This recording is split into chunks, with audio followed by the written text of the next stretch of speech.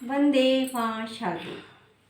आज हम आपको सिखाने जा रहे हैं संस्कृत में द्विगु समास। और कल की वीडियो में हमने आपको सिखाया था अव्ययीभाव समास। आज सीखिए द्विगु समास। देखिए, हिंदी में आपको बता चुके हैं द्विगु समास क्या होता है। उसमें प्रथम पद जो है वो संख्यावाचक होता है। समास पद का जो पूर्व पद होता है वो संख्यावाचक होता है। ठीक है। अब इसमें देखेंगे दूसरा क्या होता है, वो संज्ञा होता है। अब इसमें परिभाषा इसकी देखिए, वो तो हमने हिंदी में बता दिया आपको, लेकिन उसको आप संस्कृत में भी समझ लीजिए।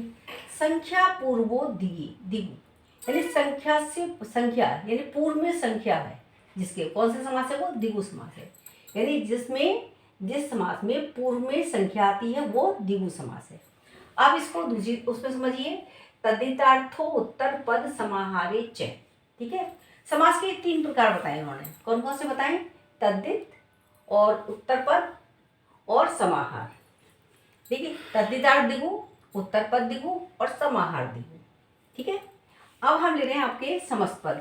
समस्त पद हमने लिया है आपका यहाँ पर समस्त पद, तो इसका विग्रह किया है, उसको हमने हिंदी से भी समझाया है।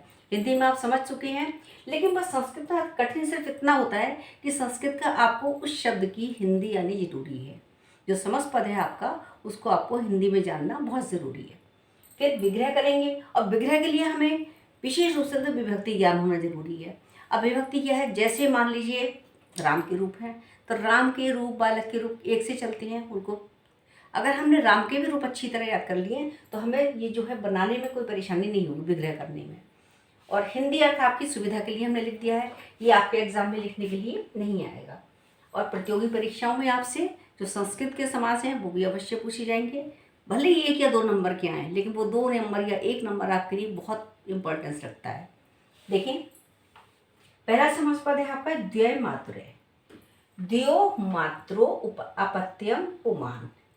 द्यो माने 2, मातृ माने माताओं का, 2 माताओं का जो पुत्र, 2 माताओं का पुत्र। 2 क्या है? यह संख्यावाचक है। ठीक है। ये 2, द्यो माने 2 संख्यावाचक है, 2 माताओं का पुत्र। तो क्या हुआ? द्वय मातुरे। कौन सा समास हुआ? द्विगु समास। अगला एग्जाम्पल, पांचजन्यम पंचानाम जनानाम भावे कर्म ना। यानी 5 जनों का होना। पंचानाम 5, जनानाम जनों का, भाव माने होना, उपस्थित होना वहां पर। 5 जनों का होना, 5 जनों का उपस्थित होना, या पंचजन्यम। ठीक। तो यहाँ पर समास हुआ आपका द्विगु समास। पंचानाम यहाँ से हम पहचान लेंगे क्या हुआ समास हमारा, द्विगु समास। त्रिलोक, ये शब्द हिंदी का भी है, संस्कृत का भी है। त्रिलोक माने 3 लोक। त्रयाणाम लोकानाम समाहार है, ये आप कर चुके हैं पहले भी। ऐसी त्रिलोक का मतलब 3 लोक, ये आसान है, हिंदी में पढ़ा चुके हैं आपको हम। चतुर्युगी, चतुराणाम युगानाम समाहार है, यानी 4 युगों का समूह। आगे, त्रिभुवनम, त्रियाणाम भुवनानाम समाहार है, 3 भुवनों का समूह। पंचशती, पंचानाम शतानाम समाहार है, यानी 500, यानी 500 का समूह, या 5 समूह, 100 जो है उनका समाहार, 500 का समुदाय, इकट्ठा होना 500 का। तो क्या होगा? पंचशती कहलाएगा। तो देखिए, द्वय मातृ में द्वय शब्द से पहचानेंगे, पंचजन्य में 5 से पहचानेंगे, त्रिलोक में 3 से पहचानेंगे, चतुर्युग में 4 से, और त्रियुग में 3 से, और पंचशती में 5 से। हमने पहचाना यहाँ पर द्विगु समास। आगे शेष एग्जाम्पल देखिए। द्विगु समास के अन्य उदाहरण देखिए। पंचवटी, पंचवटी यानी पंचानाम बटानाम समाहार है।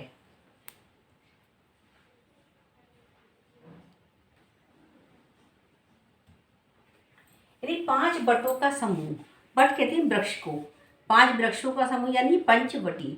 पंचवटी हमने आपको हिंदी में भी कराया है, और यहाँ संस्कृत में भी ये शब्द है पंचवटी। सप्तशती, सप्तानाम शतानाम समाहार है, यानी 7 सैकड़ों का समूह। सप्त माने 7, शती माने 100, 7 सैकड़ों का समूह। तो देखिए, पहचानेंगे हम कहाँ से? पंच, सप्त, सारी संख्यावाचक शब्द हैं ये। 7 सैकड़ों का समाहार या समूह, एक ही बात है। त्रिगंगम, त्रि से पहचान लेंगे कौन सा समास है? द्विगु समास। कृष्णानाम गंगानाम समाहार है, यानी 3 गंगाओं का समाहार या 3 गंगाओं का समूह। इसको आप हिंदी में इस तरह लिखेंगे, संस्कृत में इस तरह लिखेंगे। ठीक है।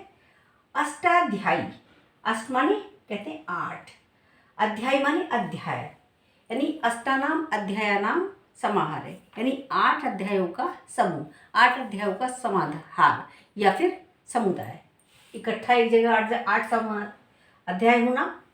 त्रिफला, त्रियाणाम फलानाम समाहार, यानी 3 फलों का समाहार। समास हुआ आपका द्विगु समास। पंचपात्रम, पंचानाम पात्राणाम समाहार है, यानी 5 पात्रों का समूह, 5 पात्रों का समाहार। सप्ताह, सप्त, सप्त माने 7, सप्तानाम अहनानाम समाहार है, यानी 7 अहन कहते हैं दिन को, अहन निशी रात दिन, ये संस्कृत में शब्द ज़्यादातर आता है। अहन माने दिन और निशी माने रात, अहन निशी रात दिन, यानी सप्तानाम अहनानाम समाहार है, 7 दिनों का समाहार, यानी 7 अहन का 7 दिनों का समाहार। दशानन है, दशानन, दशानानाम आननानाम, आनन कहते हैं मुख को, 10 मुख, 10 आननों का समूह कहलाएगा आपका द्विगु समास। दशानन में 10 शब्द से पहचान लेंगे, द्विगु समास है। पंच गव धन, पंच मानी 5, गाव मानी गायों का, धनम मानी धन, 5 गायों का धन, तो क्या बना आपका द्विगु समास। देखिए द्विगु समास की तो बहुत सरल है, ऐसे द्वंद्व समास भी बहुत सरल है।